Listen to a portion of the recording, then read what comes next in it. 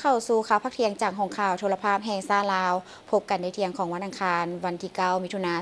2026นำเสนอข่าวพักนี้โดยข้าพเจ้าสุริวัลย์ ผลเยี่ยมท่านผู้ชมข่าวพักเที่ยงในมื้อนี้เขาก็มีหลายข่าวที่จะมานำเสนอทั้งข่าวภายในข่าวต่างประเทศพร้อมด้วยข่าวกีฬา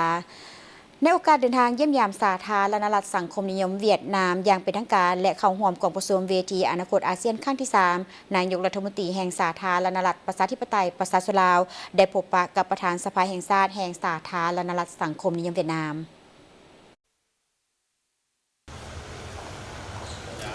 สหายสอนไซสีพันดอนกรรมการกรมการเมืองศูนย์กลางภาคนายกรัฐมนตรีแห่งสาธารณรัฐประชาธิปไตยประชาชนลาวได้พบปะกับสหายเจินแทงเมินกรรมการกรมการเมืองศูนย์กลางภาคประธานสภาแห่งชาติแห่งสาธารณรัฐสังคมนิยมเวียดนามในโอกาสนี้สองฝ่ายได้แจ้งสภาพการภายในโดยย่อให้กันทราบและได้แสดงความสมเสยต่อบรรดาผลสำเร็จที่สองฝ่ายญาติมาได้ในระยะที่ผ่านมาพร้อมทั้งได้ตีราคาสูงต่อสายผูกพันมิตรภาพอันยิ่งใหญ่ความสามัคคีพิเศษการร่วมมือรอบด้านและหุ้นส่วนยุทธศาสตร์สองประเทศที่สืบต่อมีการขยายตัวอย่างต่อเนื่องในทุกโครงเขตเวียกงานโดยสืบต่อมีการพบปะแลกเปลี่ยนคณะผู้แทนแต่ขันศูนย์กลางหอดท้องถิ่นอย่างเป็นปกติอันพ้นเด่นแม่นสงสหายเลขาธิการใหญ่ประธานประเทศลาวเวียดนามได้สำเร็จการแลกเปลี่ยนการเยี่ยมยามรัฐกิจซึ่งกันและกันภายหลังสำเร็จกองประชุมใหญ่ของสองภาคเพื่อเป็นการยืนยันคืนถึงการถือสำคัญและบริมสิทธิ์ต้นต่อสายผูกพันแบบพิเศษลาวเวียดนามที่มีหนึ่งโปรมิสองในโลกนี้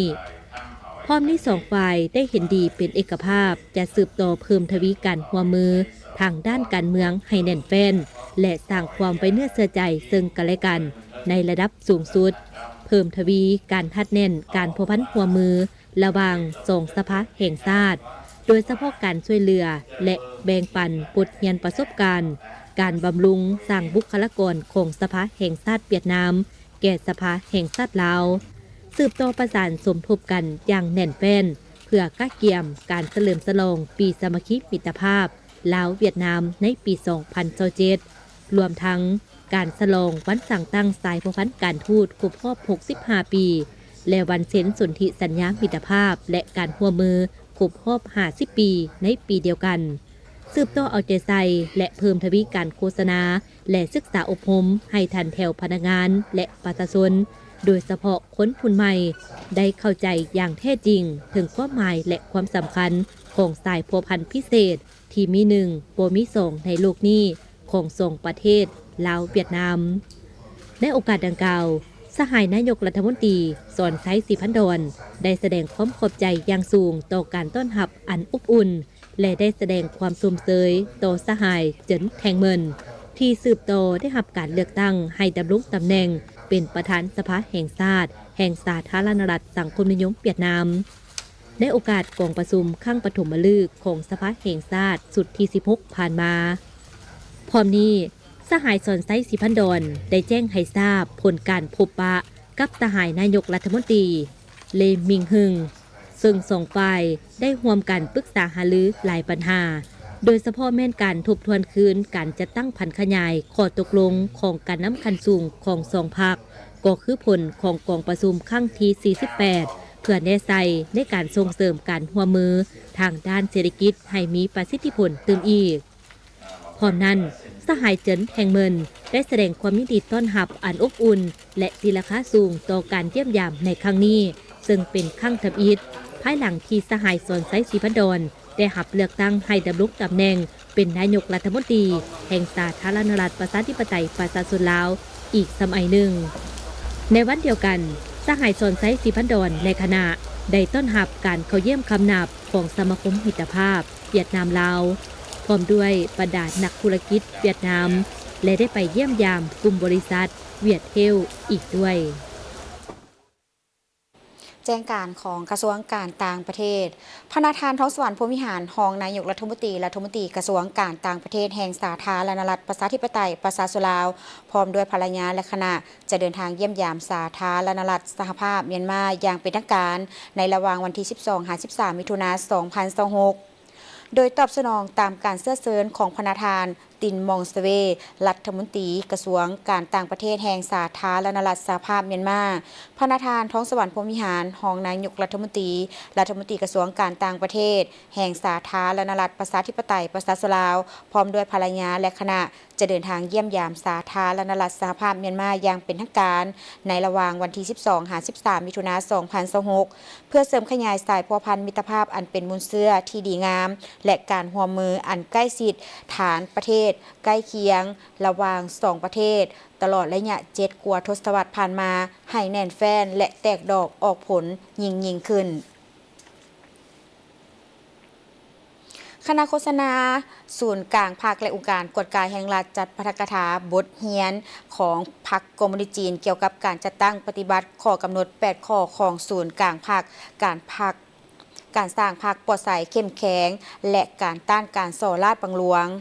การปาฐกถาบทเรียนของพรรคคอมมิวนิสต์จีนเกี่ยวกับการจัดตั้งปฏิบัติข้อกำหนด8ข้อของศูนย์กลางภาคจัดขึ้นในวันที่ 8 มิถุนายน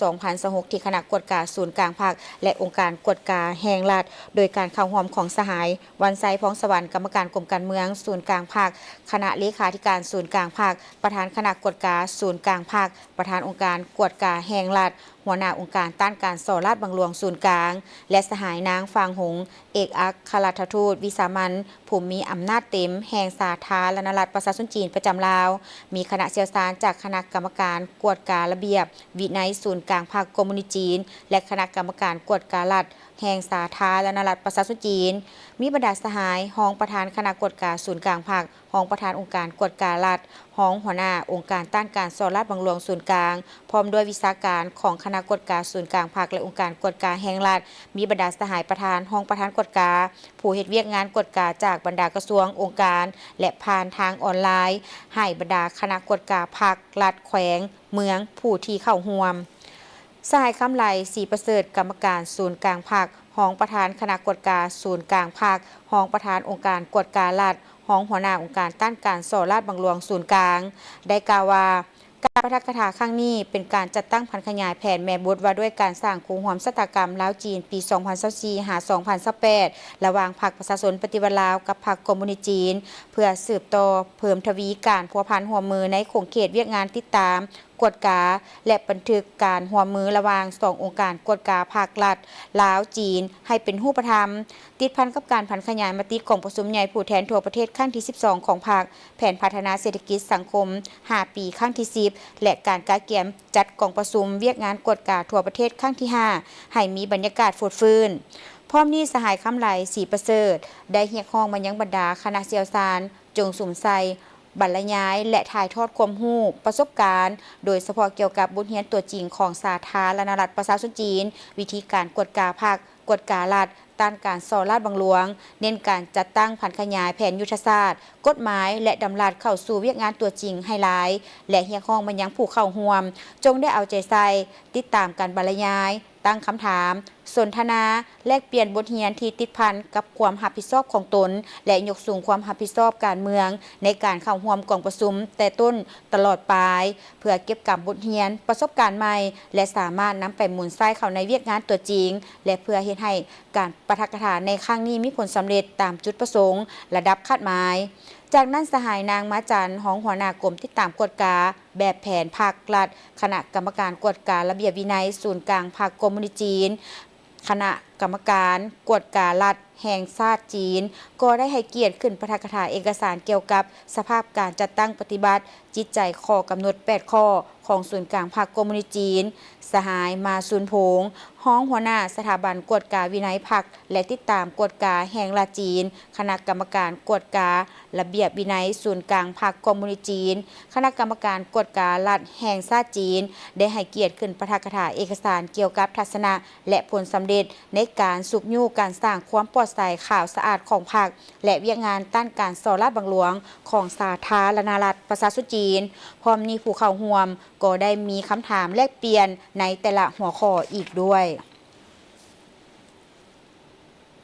ท ท่านผู้ชมผู้สอบเสียงผ่านการคัดเลือกองค์การกวดสอบแห่งรัฐ36 คนหญิง15 คนที่มาจากองค์การกวดสอบประจำภาคกลางภาคใต้ภาคเหนือได้รับการยกระดับความรู้พื้นฐานเกี่ยวกับคะแนนคุ้มครองต่างๆที่ติดพันกับการกวดสอบการนำใช้ AI เข้าในเวียกงานกวดสอบในวันที่ 8 มิถุนายน 2026 ที่องค์การกวดสอบประจำภาคกลางได้เปิดสุดฝึกอบรมนักกวดสอบแห่งรัฐขั้นหนึ่งสุดที่ 8 ให้ผู้สอบเสียงผ่านการคัดเลือกเข้าร่วมฝึกอบรมตามหลักสูตรนักกวดสอบแห่งรัฐห้องศาสตราจารย์ปริญญาเอกโพสีจันมิงหัวหน้าสถาบันค้นคว้าและฝึกอบรมองค์การกวดสอบแห่งรัฐได้กล่าวว่า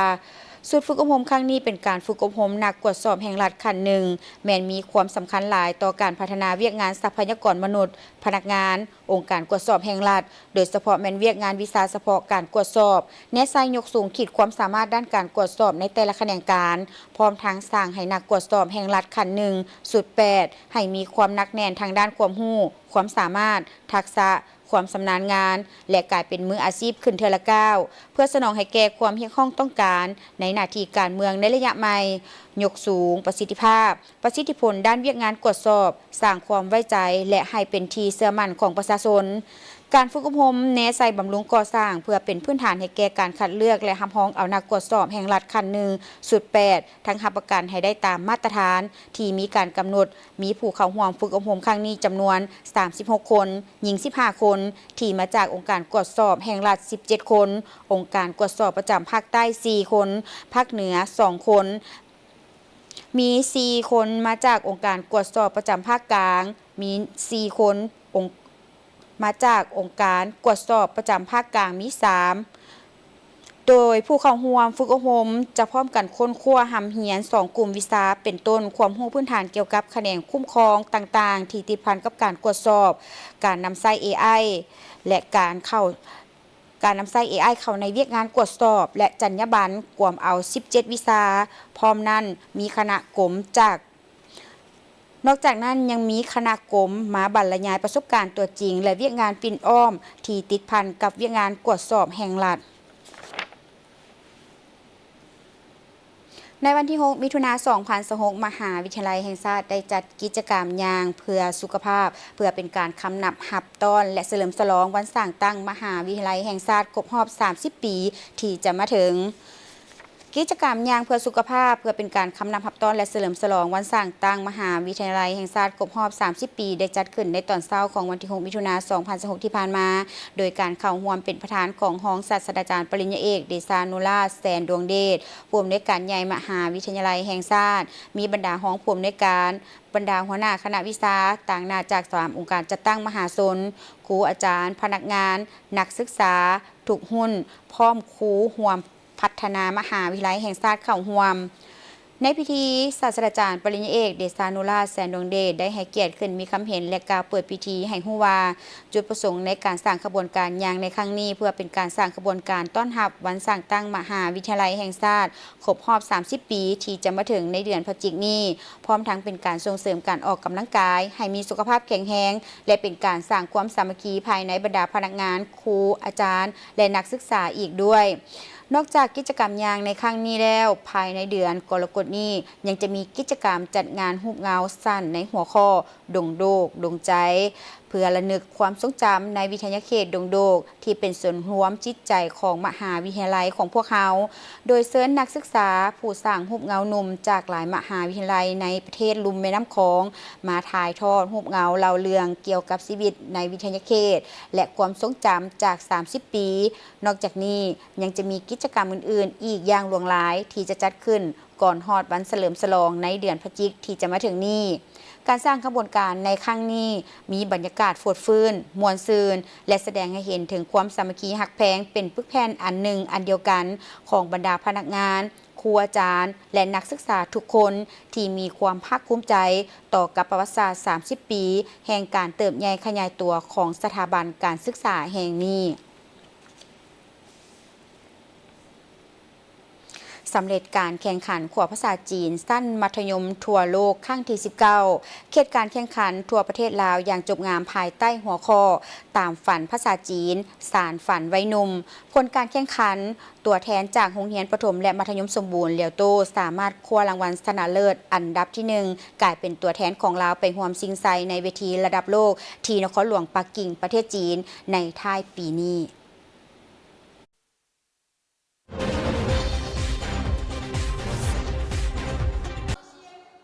การแข่งขันขัวภาษาจีนสั้นมัธยมทั่วโลกครั้งที่ 19 ได้จัดขึ้นในวันที่ 5 มิถุนายน ปี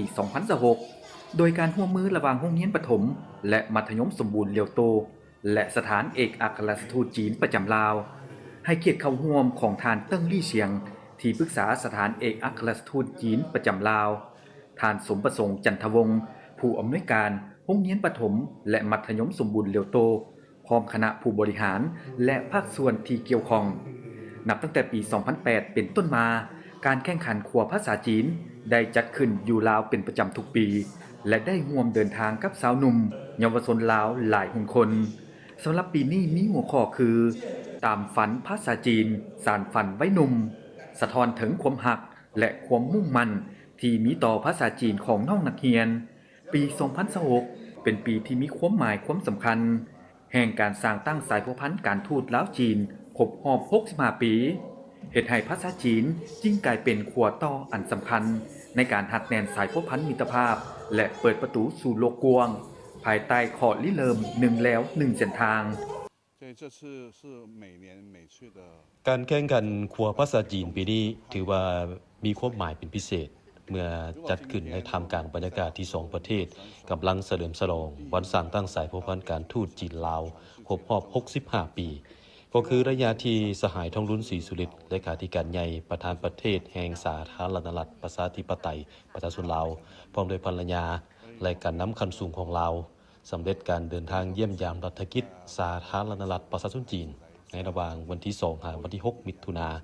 หวังว่าในอนาคตสาวหนุ่มเยาวชนลาวจะสืบต่อค้นคว้าหำเฮียนภาษาจีนเพื่อประกอบส่วนเพิ่มทวีสายพัวพันธ์คู่ร่วมยุทธศาสตร์รอบด้านตามทิศซีดีและการสร้างเป็นคู่ร่วมชะตากรรมจีนลาวที่เข้มแข็งแนวแน่นในสภาพการอันใหม่ในนามศิษย์เก่าของเหลียวตู้จากแขวงสวรรณเขตเนาะมื้อนี้ก็ปลื้มปิติดีใจได้ร่วมงานที่ว่าแข่งขันภาษาจีนเนาะคันว่าภาษาจีนนี่ว่ามาจากทั่วประเทศนักเรียนเฮาเนาะภาษามันคือขัวต่อเสื่อมต่อระหว่างคนและคนเนาะอันนี้ข้าพเจ้าก็ภูมิใจที่ว่าได้เรียนภาษาจีนภาษาคือว่าเสื่อมยงเป็นขัวต่อให้ซึ่งคนและคนเข้าใจกันเนาะในนั้นยังทางวัฒนธรรมประเพณีเฮาเรียนรู้ซึ่งกันและกันในทั้งที่ว่าภาษาจีนนี่มันจะมีบ่ภาษาลาวคือกันจะมีที่ว่าร่วมพลังกันมันจะเป็นแฮงเนาะความสามัคคีกันรอบชิงชนะเลิศในปีนี้แม่นการแข่งขันของตัวแทนนักเรียนดีเด่น17น้องที่ผ่านการคัดเลือกมาจาก8โรงเรียนจีนทั่วประเทศการแข่งขันได้แบ่งออกเป็น3หัวข้อใหญ่คือการเว้าภาษาจีนการตอบคำถามความรู้ทั่วไปและการแสดงความสามารถพิเศษทางด้านศิลปะวัฒนธรรมจีนซึ่งนักแข่งขันแต่ละน้องได้งานเอาความสามารถออกมาแสดงอย่างมีสีสันโดยก่อนที่สีมาแข่งขันในครั้งนี้ได้มีการกะเกียมทางการเต้นความสามารถพิเศษและการว่าวถึงเวทีรวมถึงการตอบคำถามโดยได้ว่าวไปได้เสนอกับกรของจีน3กรและก็ได้ว่าวถึงปัญหาความยุ่งยากและก็การแก้ไขในการเรียนภาษาจีนโดยคิดว่าเพราะว่ากะเฮ็ดดีที่สุดเลยมื้อนี้สำหรับผลการแข่งขันที่สร้างผลงานได้อย่างดีเด่นและของใจคณะกรรมการคือท้าวอิทธวงศ์คงภักดีตัวแทนจากโรงเรียนประถมและมัธยมสมบูรณ์เลียวโตได้รับรางวัลชนะเลิศอันดับที่ 1การแข่งขันขัวภาษาจีนในแต่ละปีบ่ได้เป็นเพียงแต่การประสานความสามารถทางด้านภาษาเท่านั้นแต่ยังเป็นเวทีแห่งโอกาสอันสำคัญให้วัยหนุ่มลาวได้แสดงศักยภาพและจินตนาการของตนเองได้อย่างเต็มที่ผลสำเร็จของน้องๆในมื้อนี้ถือเป็นบาทก้าวอันยิ่งใหญ่ในการบ่มสอนทักษะและความรู้เพื่อก้าวไปสู่การเป็นบุคคลเพื่อก้าวไปสู่การเป็นบุคลากรที่มีคุณภาพในอนาคต ท่านผู้ชมจากนี้จะพากันก่อนหลังจากกลับมายังมีสถานการณ์ข่าวต่างประเทศพร้อมด้วยข่าวกีฬามานำเสนอ